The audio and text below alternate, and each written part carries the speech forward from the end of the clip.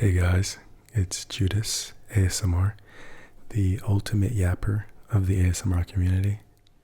Haven't been here before. I like to just talk about stuff. I like to talk about gaming stuff, anime stuff, things in my life, story times, Reddit stories, whatever I feel like talking about that day. And today, I want to talk about my first deployment in the military. I know that there may be some people out there who, are maybe in the military or maybe they're interested in joining the military. And so I think it would just be cool to kind of talk about the experience that I had. I'm not only being in the military, but also going on my first deployment. I have no direction for this video.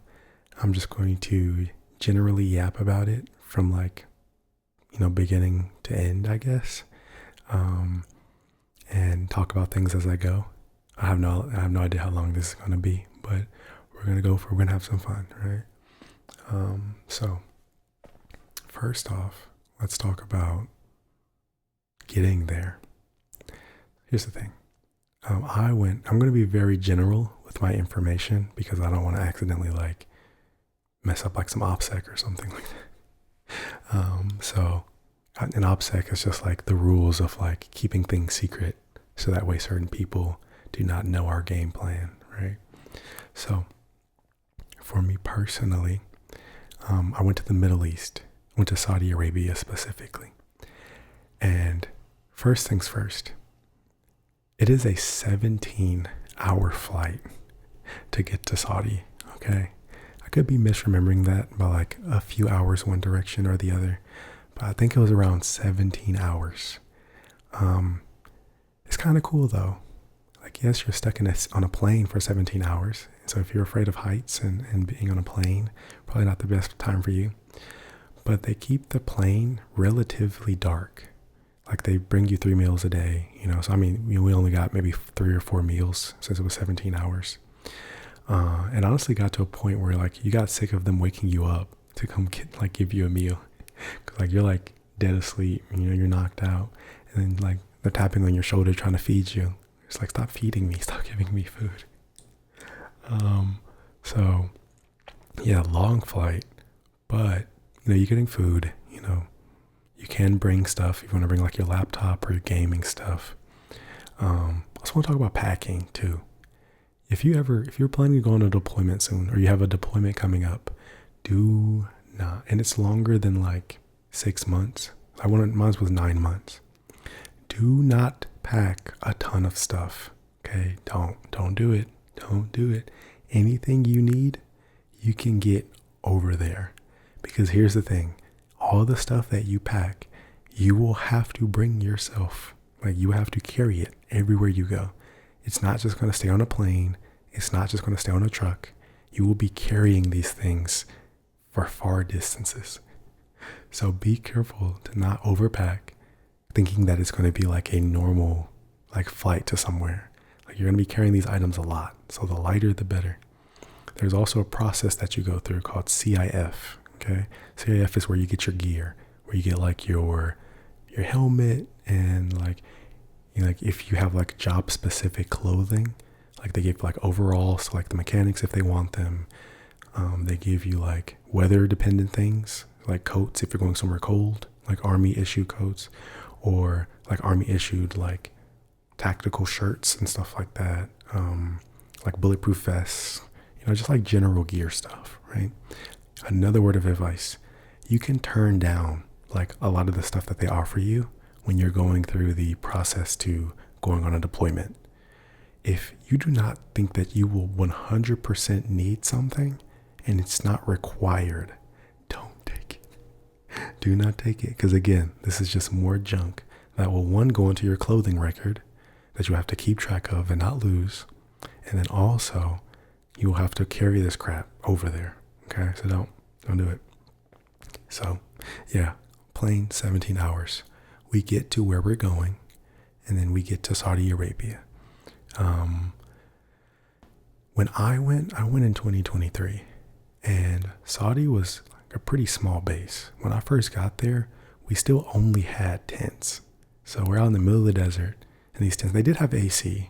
They had like generators and stuff and AC. But you're out there and you're like, man, it's really hot.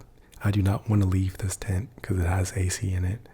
But towards the tail end of me being on the Saudi base, they also built chews. They call them chews, and it pretty much looks like they took like a bunch of like shipping containers and like made rooms out of them. Like they're smaller, and they make like a bunch of like rooms, and it's kind of set up like a hotel, like a motel or something. Like the doors on the outside, you just walk and go into the doors. That's yours, right? And those were really nice. At least they were when I first got there. I don't know once soldiers have had a chance to ransack them and mess them up, how nice they're going to be. But those are pretty chill. There's not a lot to do overseas. Okay. Here's another piece of advice for you. Do not just go to work and go back to your room and sit in your room all day. Don't do it. The average deployment for Army, at least, is 9 months. If all you do is work and then go back to your room, you're going to get depressed. Like I'm telling you, you're going to get depressed. I saw it happen to so many people. So when you're out there, like, find things to do, find hobbies, bring or buy a game system. Another cool thing is that, people are always going in and out, right?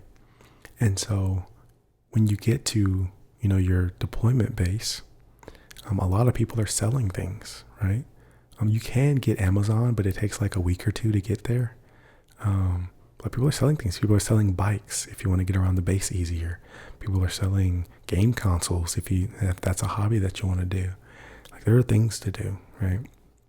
You have the MWR, which the MWR is kind of like the hangout spot, I guess. They have like pool tables usually, like ping pong, and like TVs that you can hook up like a game console to. They usually do like events. They do like they do karaoke. They do dancing events. That's the MWR. They then have the USO. The USO is, if you've ever gone to an airport and you see like USO, that's like a little place where like actual workers come and they throw like events for the soldiers. So it might be like a cooking event where everybody like makes s'mores or something, or it might be like an art event where they buy a bunch of like paint and like you can have like a painting day, or you can paint pottery. It's a lot of food events because people like food. Like they do like a bunch of like fried Oreos for like the base, like people come and get fried Oreos. Another chill spot, another place to kind of just hang out and be, like I said, they buy a lot of cool stuff. They do a lot of cool stuff for the military out there. I volunteered with the USO on my deployment. It was a great experience, like being able to not only be out there, but also give back to the other soldiers and like help run these events. You can tell that they really enjoy these events, like some of them, kind of gave them a sense of being back home, right? Like in holidays, military loves doing cool stuff for holidays, and they're going to have stuff at all these different places, the MWR, the USO. And then what else? And then they always have libraries, right? That's where you're going to get, your good free Wi-Fi. If you have like a gaming laptop, what I was doing is I would volunteer for the USO, like for their events and kind of help out. And then at night, I would go to the library because it was 24 hours, and I would use their Wi-Fi, and because I had a gaming laptop, and I would just play games all night. And like it was chill, I'll play my games, talk to the librarian, and just hang out and just have a good time, right? I would go to the MWR for like when they did like events and like dances and like karaoke, and that was always fun. I bombed really bad one time. It was so bad. I think I was trying to sing like a Sam Smith song or something. And like, here's the thing. I'm not an amazing singer. Okay, I'm not. But I can carry a note, right? Like I can get through a karaoke session usually fine. But something about like, I think it was a confidence thing, to be honest, because like I missed like one note kind of, and then I just fumbled. Like I just like crumbled, and like I forgot the words, and like it was like a whole thing, right? So like it was bad. But hey, it happens, right? It happens. There is also a lot of like really talented people. Like all they did for the 9 months was play pool or ping pong. So like they were like pros. Like they were buying their own like bull sticks on Amazon. They're buying their own like paddles and like learning how to do like cool tricks and stuff like that. So that was fun playing with all the professionals. What else? What else? What else? Oh, so the average. Oh, another big point of advice here. Okay, you will make a lot of money on a military deployment, even if you're a low rank, even if you're at E1, E2, whatever. You will make a lot of money on a deployment. Do not spend it all on the store on base. Do not spend it all on fast food throughout your 9 months. Do not spend it all on jewelry and like whatever. If you want my best advice, if you want to buy something cool, at least wait till you get home. Okay? Because what I saw happen to a lot of people is they got out here on this base, and like I said, it's the Middle East. So there's nothing but sand. It's boring. There's nothing to do, like outside of like the event centers. And they would just spend money out of boredom. Like they would stay on Amazon shopping. They would stay eating fast food. And they have cafeterias, and they're pretty decent in my opinion. Like all things considered, I would say that if we're putting cafeteria school lunch at like a 4 or a 5 out of 10, I would honestly say like the quality of the food was a solid like 7 or 8 in the cafeteria. Like it really wasn't too bad. You know what I mean? Like it was pretty solid. And so like go to the cafeteria. Yes, it might get repetitive, but you're there for 9 months, so everything's gonna get repetitive. They would also just have like fun little events and things to do around the base. Like I remember there was a random like club center that would teach salsa on the weekends. And that's how I learned how to salsa dance. So like the thing about military bases is there are things to do. You just have to be willing to go out to them, be willing to volunteer for things, be willing to go do things. They also have like things off base as well. They have like cool like museums that you can go to. They have like, they'll do like trips sometimes to like the mall. It depends on like your unit and like how many people, like it depends on a lot of factors, but I got to thankfully get off base a lot and go see like the malls and go see like the actual culture of like Saudi Arabia. So that was really cool. They have some great restaurants. Everything's like really cheap over there. So if you have opportunities to be a good apple and get to go off base, like take those opportunities. And then what else? Yeah. I'm trying to think of just other random things. I was a fueler. I guess if you guys are curious, I was a fueler on my deployment. And so I had a big old fuel truck. I had a co-driver. It was me and him. And we would drive around at different locations and we would fuel up the different spots because, everything runs on generators. You're in the middle of the desert. So there's not like a ton of like telephone lines or like general electricity, So a lot of things ran off of fuel and generators. And so it was quite the experience. Like, there were some hard missions. I'll tell you about one of them. Again, I won't go too much into specifics because, I don't want like someone calling me. But I had a really long mission where we had to drive over a border. So we start driving and it's already like military vehicles are heavy and they're really slow. So like a trip that would take like an hour in your car would take like 3 in a military vehicle. And so we start driving, this long trip. It's a big convoy of people. And the tires on a military vehicle are huge. Like they're really big. I'll probably have a picture of it. They're really big. And so we're driving, and then you just hear, and you're like, what is that sound? And our tire popped.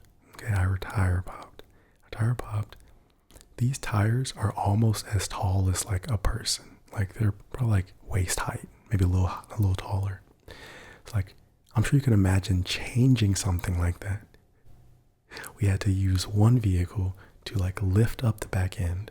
Then we had to like 5 people get in there and like get this tire changed. And we're on the side of the road. So like we're in the middle of nowhere.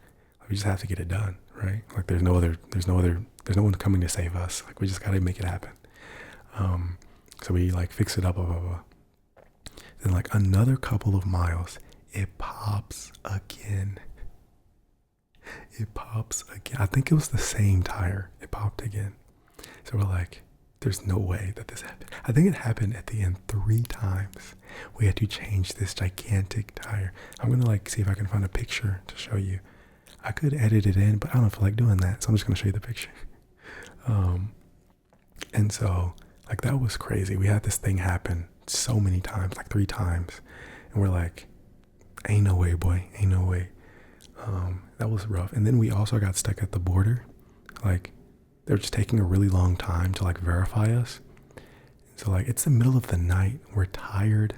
We're like, people are sleeping on the ground. They're sleeping like on the back of their trucks, like on the beds. Like we're just all like exhausted. Maybe like an hour or 2 go by. And then they're like, okay, we can go. And then we're running back to the truck. And then, you know, we're getting back in our trucks. We're driving. We're like trying to get back to the border so we can get where we're going. Let me see if I have the picture, because I know it's in here. Or maybe, well, anyways, you know, we were trying to get to the border. We're like running around, trying to get back to where we need to go. And so we finally get back to the border. We get to where we're going. And it's like, okay, cool. Like we can finally, you know, finish our mission. And we were only there for like 2 days. And then we had to get back on the move. And we had to like lock back in and go all the way back home. And it was a lot. Like it was a lot. It was quite the experience, I guess you could say. Dude, I know this picture is in here somewhere. I know I didn't delete it. I found it. Okay, let me see if it might be hard to like focus, but let's see. So if you can,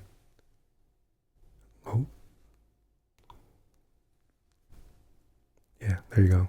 There you see the tire. It's not focusing, so sorry about that. But yeah, you see the tire. You see like it's like that goes up to like his hip if he was standing up straight, and it is off the ground a little bit. But like these are some big tires, and so it was taking like 3-4 people to like get off these lug nuts and like lock me. It was a lot. It was a lot.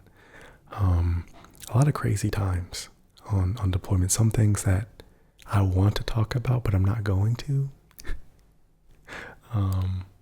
But yeah, so just like some general information, like going on a deployment, save your money.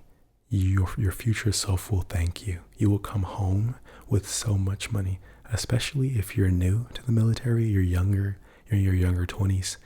You will come home with more money than you know what to do with if you are smart and you save and you eat at the cafeteria. You know, if you want to eat out every once in a while, sure. Like once a week, you want to go get something that's not the cafeteria. Absolutely. Like save your money. Don't just buy dumb things all the time. Do not take a ton of stuff over there. You're going to regret it when you have to carry all of it. Don't take a ton of stuff. What else? Like, yeah, when you go to CIF and you get your equipment, like don't accept everything. Only accept if it's required, right? Ask what's required and accept that. And then anything else, like, you know, only accept if you think you're going to actually need it or use it, right? So yeah, I'm trying to think if there's any other random things that I want to yap about. How long is this video? We've been yapping for 20 minutes. That's longer than I thought we were. I think that's probably all I want to talk about for right now. So yeah, that was my experience going over to Saudi Arabia. It was boring and sandy. A lot of sandstorms. A sandstorm in real life is crazy. Like it looks like it does in the movies. You can't see 5 feet in front of you. Everything's like yellow. Everything hurts because sand is grainy. Like that. They have these, I don't know if I want to tell you guys about this. Don't look them up. They have these creatures. I like to call them creatures. They're called camel spiders. Okay, don't look it up. You're going to wish you didn't look it up. And though they're very prominent over there. Thankfully, in my time over there, I didn't see a ton of them. Maybe saw like one or two. But don't look it up. Don't look up a camel spider. Don't do it. You're gonna be mad if you do. But yeah, yeah. So I mean, that was kind of my general experience with my little deployment. Thank you guys all for watching and listening. And I'm gonna get out of here. So see you later.